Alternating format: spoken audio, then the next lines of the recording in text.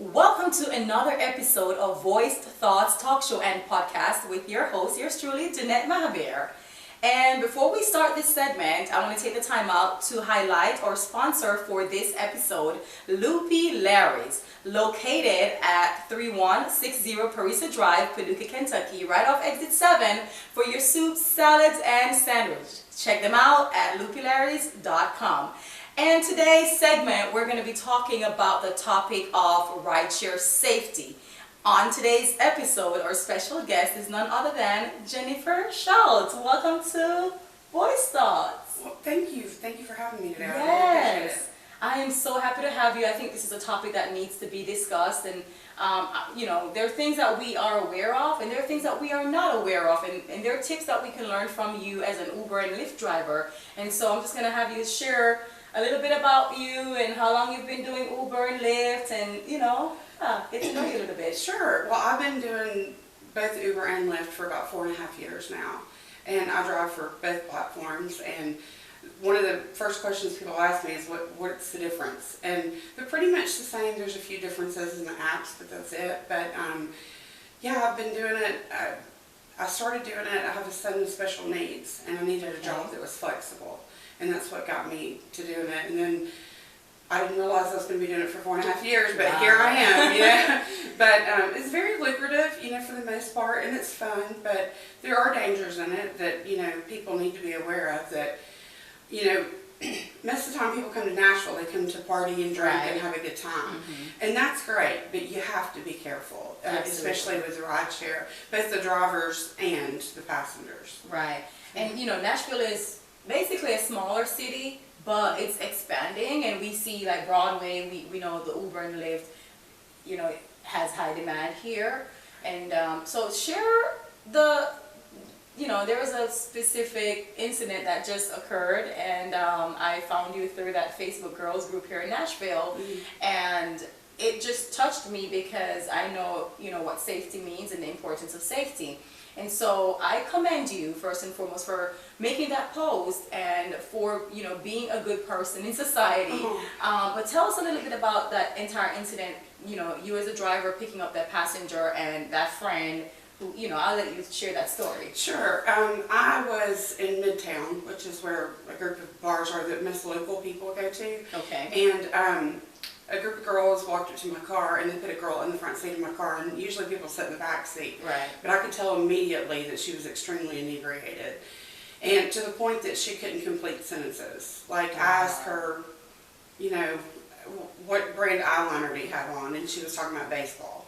So when I say inebriated, I mean it was bad. And she lived in East Nashville, so it was a good, 25-minute drive to her house. And she thought, I drove to where the pin dropped, and I was like, is this where you live? Because there was no numbers on the mailbox, which is a whole other issue. But anyway, she couldn't get her keys out of her purse or anything. So I was really worried about her, and I helped her walk up to the door, because I have twin daughters that are 23. And I treat people like I would want to be treated, and I would want people to treat my daughters. But then I came back home, and I made a post in the Nashville girls group, and I was like, to her friends, that is not cool. The one thing that I say is there's safety in numbers. If there are two of you, you're much safer than just one of you. Right. And if your friends are drinking, don't let them get in an Uber or Lyft by themselves. I mean, by the grace of God, she got in my Lyft that Right, night. absolutely. But had it been someone else, they could have taken advantage of her. Like, she could have been kidnapped, abducted. You just never know. So yeah.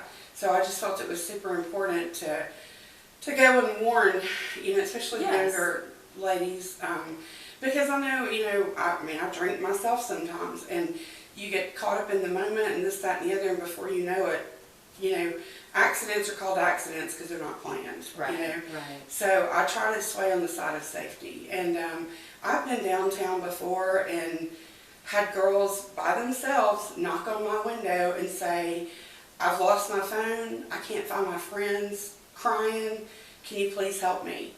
And I'm like, yes, get in my car because I want you to be safe. And at that point, I have to turn my app off because you can't do that through Uber and Lyft. But the mama in me cares about these girls. and then I help them either find their friends or their If they know a number that they could Airbnb call or something like that. One night I was over at 3rd and Munbreen by the diner, and there was a girl on the sidewalk crying, and there were several girls around her. And I was like, rolled the window down, I was like, is she okay? And they were like, she's here visiting from Florida, she's a patient at Vanderbilt, and she had got separated from her husband. Oh. And I said, well, do you know where your Airbnb is? You know, and she said, yeah, I do. And I said, okay. Again, you know, this was not on the app or anything, but had her get in. And I said, do you have your phone? And she said, no, my husband has it. And I was like, do you know his phone number? And she said, no. And I said, do you know your phone number? And she said, I do. And we called her phone, and he answered. And by the grace of God, he was 1 block over, and he had been asking the police for help to try to find her. Oh, wow. And so I was able to get them home safely. So that's something that I just do because I care about people. But, you know, as far as Uber and Lyft goes, some of the things that people can do to make sure that they're safe that rarely happens is when you go to get in an Uber or Lyft, check the license plate number. It's on the app. It takes a half a second just to peek back behind the car. Right.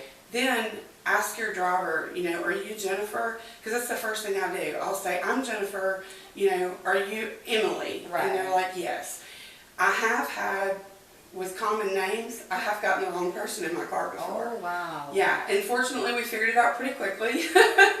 But, you know, like Brittany is a very common name. Right, and right. so I've had Lisa. Yeah, you know, exactly. Mary. Now I have a question for you. Sure. So, you know, typically you see someone and you're like, are you so-and-so? Mm-hmm. It's easy for somebody to say, yes, I'm so-and-so. Mm-hmm. Do you take a further step, like, again, with not just a common name, but Mm-hmm. I could look at someone and say, are you John? And they say, yes, I'm John, and they're not John. Mm-hmm. So do you verify their profile? Do you look to make sure the picture that, you know, matches the person that's coming in your vehicle? Or how do you do that as a driver to keep yourself safe as well? Well, one thing that I will, I guess you could say, shame on Uber and Lyft for, I may not like it that I say that, but oh well, it is not mandatory for passengers to have their pictures on their profiles. Oh. And I don't like that because, number one, if I'm on Broadway and I'm looking for somebody, they're usually inebriated, and they'll say, I have on a pink cowboy hat, a white shirt, and black pants. That's half everybody down there. And if you have a picture, at least if you're scanning an audience, you can see. So it's really hard sometimes to find people. I've only had one mishap where a guy got in one night, and it was kind of funny because he was a doppelganger for Kid Rock. Like, I literally turned around, like, did, you know, like a 360, and I'm like, what in the world is this Kid Rock in my car? But, you know, I think the guy's name was John, and I said, are you John? And he said, yes. And I said, okay, well, I'm Jennifer, and we're driving down the road, and his wife said, somebody keeps messaging me. And I was like, well, I don't know who it is. And she said, well, it says it's in Lyft, and he's asking where I'm at. And I was like, that's weird. And so I was like, kept driving, and I was going towards Franklin, and so finally she called the guy, and she goes, you're a Lyft? Well, she had called the Lyft, and I thought it was under his name, even though I verified his name. I had the wrong people in my car. Oh, wow. And so they were like, what do we do? And I was like, I was almost to their destination at that point, you know, and I was just like, oh, I can take you back. And they were like, well, don't take us back. And I was like, well, for safety reasons, I can't keep you in my car, you know. And so it was a difficult situation, but, you know, I waited and pulled over, and then I closed that ride out, and I called my passenger to tell him what happened, and then they ordered another Lyft, and they sent the closest car, so they got me, and I was able to get them home that night. Okay.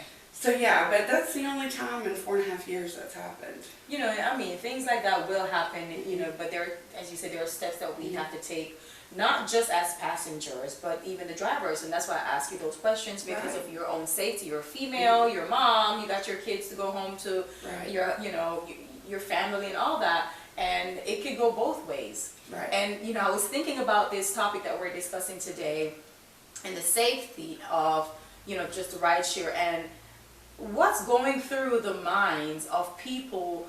You know, a driver knows you're registered. So they have all your information. So I've heard stories, bizarre stories, where drivers actually, you know, Have been assault, killed. or they are the offenders. Right. And to passengers. Now, do you not expect to be caught when they have an app that shows your full name? Because as a driver, there's, as you said, there are way more information that Lyft and Uber takes from the actual driver than they do from the passenger. Like, oh, the passenger doesn't have to have a profile picture. Right. But like you have to have your insurance, your registration, your license plate, like, you know, all kinds of stuff. You have to have a profile picture. And a background check. And a background check. And all of and these they do different this things. annually. Right. You know, and so you have to constantly update those things when they are expired. Absolutely. And all that. Because they'll suspend you if you don't. Absolutely. Right. You know, but again, I find it very bizarre when a passenger reports a driver for something like assault or, you know, some kind of sexual assault or something. Right. You know, what's going through that driver's mind to do something like that, knowing that they're going to go through and backtrack and say, oh, well, this person was in your car at this time. Oh, you picked that person up. Here's your license plate. You're going to get charged for whatever crime you commit. Right. Now, as you said, it's a little bit harder on passengers, because I'm wondering as well, I guess you probably can answer this question. Passengers, I remember a few years ago, I had a Lyft account, and I put my name as D-E-E. My name is Danette, and I just put D-E-E-D, and they'll pull up and go, are you D? I'm like, yeah, but D is not my name. Right. So I don't know if the app has been updated to where they have to actually put their correct name, or have you been seeing nicknames and aliases and weird stuff that's not Emily and John? Absolutely. Yeah. Sometimes it'll have like the letter P. Oh no. It'll be a picture of a cat. You know, you just never know. So in the event that you as a driver, I'm sure there are steps, and that's what we're trying to find out here. You as a driver, a passenger came in, and again, a passenger can harm you. What are the steps to take to ensure that person is prosecuted for that crime? Well, I'm not an attorney, so that one's hard for me to answer. You know, in terms of like, okay, this person's name is P. Brown, Brown, or P. Man. It's and all he has a tracked cat back. on, Like they, you know, they have, I'm sure, like maybe an an IP email. address. Yeah, they have to have like an email. Because like when I think I was a passenger before I was a driver. So it's linked to your email, I think your phone number. Now you could still use a bogus, like a Google number and a fake email. Right. But I think they would be able to track that back to an IP address or something like that. Okay. But I mean, there have been Uber and Lyft drivers assaulted, murdered. You know, like it's not. It's not safe for either the driver or the passenger at times. Yes, right. Absolutely. Now, 99.9% of the time, people are just happy you're getting them to their location, and they're happy-go-lucky. Sometimes they try to give you an attitude, but I've got a pretty tough skin, so I'm like, I'm trying to be Nashville nice, and you're about to bring my Alabama out, and you do not want to deal with her. So that's kind of what I say, and they're like, yes, ma'am. But yeah, I mean, there's dangers in it for sure. I mean, not only dangers from the passengers, but you're driving, Absolutely, you know, and you're watching a map, and it can sometimes be, having a conversation with the yeah, passengers. having a conversation, and sometimes they want the radio up really loud, and I'm like, I gotta focus, you know, especially if the traffic's really bad, like after an event or something. Right. How do you feel about the ratings for Uber and Lyft? Like, what are your thoughts on that? I think they're pretty fair. You know, Okay. I have a 5-star rating and have from day one. Nice. I work very hard for that, take it very personal, you know. Yes. If I don't get 5 stars, I'm like, what did I do wrong? You know? Right. But I genuinely care about people, you know, and you get some people in your car that don't want to talk, and that's hard for me because I'm chatty-cathy, and so especially if it's a long ride, if it's a 20-minute ride, it seems like 3 hours, you know. But I just kind of go with the flow of the passenger, and then I mean, I jokingly say that I'm a therapist on wheels. People get in and they tell me stories, and I'm like back when we were wearing masks and stuff, I was thankful we had masks on sometimes because I'm like, my jaw is on the ground. I'm like, did I just hear what I think I just heard, you know? But for the most part, like I said, people are just happy that you're getting them home. And I just take pride in knowing that there's times that I've gone above and beyond, just as a human being to help people, That's you know, in the Uber and Lyft, using that as a platform, not really for ministry and not to make it like religious or anything like that, but like one morning I picked a lady and her son up, and it was like sleet and snow, and he didn't have a coat on. And I was like, do you need to run back in and get his coat? And she said, well, I didn't have the money to get him one. And I was like, well, we're going to Walmart. And so I went and bought him a coat. And so to me, God put me in the right place at the right time, you know. I believe and that. so I can't always do that, but if I can, I'm going to. That's because good. It's an opportunity for it you is. to serve. It That's is, good. you know. And so that's the way I You look have at such it. a good heart. Oh, thank Jennifer. you. I try. I'm so happy to have you on this Thank show. you. So, you know, before we wrap up, I'm going to ask you one more question about, so I'm sure there are steps in the app and there are trainings and different things that for safety that you as a driver have to probably partake in, like Uber and Lyft. Like, so what are the steps you would take if you had someone in your vehicle and you feel like they're a dangerous person? Do you go into the app? You know, because again, do you call 911 with the person there in the back? You know, what do you do? Or what do you suggest that someone else who's just now starting out as a driver with ride shares like Uber and Lyft to do? That's a very good question, because in the apps, if you are stuck in traffic or you stop for a given amount of time, it'll pop up and say, do you have an emergency? I think is what it says. I always push no, because usually I'm just sitting in traffic or what have you. I don't know what would happen if you push yes. Like, I don't know if it's, I mean, I'm sure there's GPS connected, but I'm going to be honest with you, I don't know that I trust that system, just to be 100% honest. The one thing I would say is I took driver's ed in high school 100 years ago, because I'm really old, but our driver's ed teacher told us to always leave yourself a way out. And so the first thing I tell you is to follow your gut. Your gut will never, ever, ever fail you. If somebody gets in your car and you have a bad vibe, you need to either don't leave with them in your car. If they're already in your car and you get a bad vibe, you need to know where all the police stations are. Drive straight to the police station. Or drive to a well-lit area where there's lots of people, and then ask them to get out of your car. You know, now I have a Yeti bottle in my car with ice water in it, and I'm like, I've already had the scenario of what would I do if somebody grabbed me? Because you got to think about that. Like, I don't let anybody sit right behind me unless there's like more than 2 passengers. But if it's just one person in the car with me, again, there's usually safety in numbers. I ask them to sit, you know, in the back on the passenger side.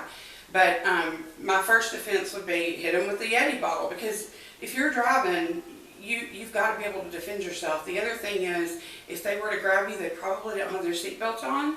So my defense would be Jersey barrier, because I have my seatbelt on and I've got an airbag and they don't. So that's just me and my whole Bad Boys 3 scenario. I love it. I love it. But all joking aside, you got to know your town that you're driving in. Absolutely. You've got to know where your police stations are. Know where there's a lot of police presence. Like in Midtown, there's always cops. Like over by Tin Roof, there's always a lot down by Broadway. You know, just knowing your safety points, and you know, at Vanderbilt or what have you, they have their own police department over there. Just knowing where to find those, those locations. That's going to be the most maybe important a pepper thing. spray. A little, I have pepper spray. Taser or something, against you know. Uber and Lyft's policy to have firearms. Right. So, and I understand that. I mean, and I think that that's even a danger, because again, if somebody grabs you, you can't grab a gun and turn around and shoot them. You know, you're probably going to get shot in the process. So, and you know, the one thing is, your safety is more important than your car. It's more important than your phone. It's more important than your wallet. There is nothing in the world that they can't have as long as they just let me go. So yeah. Yeah. Well, I'm happy that you take the time today to be a guest on my show to talk about this. I appreciate your time, and thank you for coming on this show. And so before we wrap up, we want to again highlight our sponsor for this episode, Lupulari's, a little sandwich, soup and salad restaurant located off exit 73160 Parisa Drive, Paducah, Kentucky. Check them out, lupularis.com. And of course, you can find our episodes on Anchor. You can find us on Spotify. This is going to also be uploaded to our YouTube channel for the talk show segment. And of course, we also have a Facebook group called Voiced Thoughts Talk Show and Podcast. Definitely send us a request to join that group. We'll post everything there as well. I am your host. My name is Danette Mahabeer, and we'll see you on the next episode of Voiced Thoughts Talk Show and Podcast.